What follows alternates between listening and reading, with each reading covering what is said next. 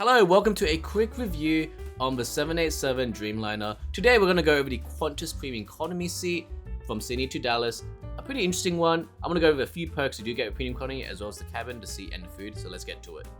Alright, so quickly, the two perks you do get with Premium Economy outside of your normal seat is a priority check-in, as well as a priority boarding lane. You do get to board after economy, but before business class. Also, there is no lounge access. However, lounge passes are pretty easy to get these days, to be honest. Alrighty, so let's talk about the seat. Now, this is a 28-seat premium economy cabin in a 2x3x2 configuration. It has a 49.5% seat, has a footrest as well, and has a pitch of 96.5 centimeters. So hopefully you can get a bit of rest. Now, just to give some context, I do sit at the back. I like sitting at the back just because I can just lean all the way without bothering anyone straight off after the flight takes off or after we get into the sky. Now, for those wondering, yes, it reclines fully in premium economy, just in case you like sitting in the back like I do. And for this specific plane, it's not next to the toilet, so even if you sit on the aisle, you're not going to be, bothered by that as much. So that's just something to keep in mind, just because I actually love sitting there as well.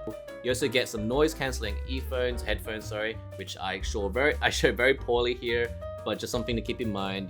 It's a bit better than the typical ones you do get in economy. So it's just something if you really want to watch Qantas entertainment, it's pretty good, especially because the screen is actually pretty sizable, to be honest. Alrighty, apart from adapters and chargers, as you can see, something really cool to keep in mind is when you get given a pillow, you can actually slide it on the headrest.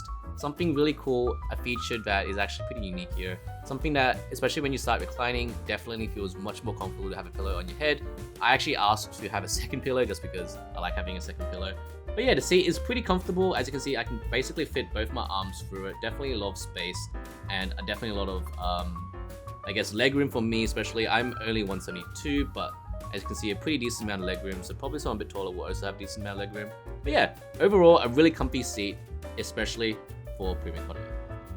So for entertainment, you have the full range of Qantas movies and TV shows. Now, I've heard from other people, especially from other airlines, that Qantas actually has a pretty decent selection. So with your noise cancelling earphones or headphones, you can actually entertain yourself for quite a while with the selection of stuff on Qantas. In my opinion, one of the better ones out there. I do agree that some of the other airlines do have poorer selections. Alright, so as you come on a plane, you are offered some sparkling water and some drinks, and there is a drink menu, as you can see here. I'm not a big alcohol drinker, so I'll show this here and you can take a look if it's actually good or not. But the selection isn't as big as business class, but obviously much bigger than economy. And then let's take a look at food. Alrighty, so for dinner we have three options: the couscous, the salad, as well as the beef and bacon burgundy. I went with option 3, which I'll show you later. And to finish off, we have cheese and crackers, carrot walnut cake, and some chocolate. And in mid-flight, you can actually ask for some snacks. So there's some savory options like the veggie pizza, the toasty, as well as the salad.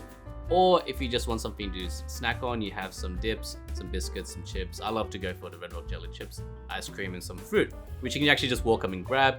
And for brunch, we have the seasonal fruit plate, as well as a toasted muesli. Or you can go with the bacon tart, which is really nice as well, which I'll show you in the video. Alrighty, so here's what it looks like: the beef and bacon burgundy, some bread and butter, the chocolate, the Greek salad without olives basically, as well as a Schweppes lemonade because, as you know, I'm not a big alcohol drinker. And here's the carrot and walnut cake, as well as some cheese and crackers, also with some silver cutlery, which is a nice little touch as well. Now obviously, if this meal isn't enough for you, you can always grab some snacks, which I showed before in this video. So one of the really nice things about brunch is normally they do serve some pretty good juice options versus economy, as I can see here as I zoom in on it. Alright, so here's a look at the brunch. This is the bacon tart, some orange juice, some fruit, as well as the banana bread muffin, which I started eating and I forgot to record, so sorry about that. But yeah, pretty nice little brunch to start your day when you wake up. So yeah. And there it is. Hopefully you like my quick and short review. Leave a like and comment below and let me know what you think about this flight, or if you think this premium economy flight is worth it. And before you ask, is it worth it? I think it's 50-50. Upgrade wise, yes, always good to get an upgrade. But if you didn't pay money for it, probably not worth it in my opinion. But that's just my opinion. So yeah, leave a comment below what you think, and I'll see you in the next video.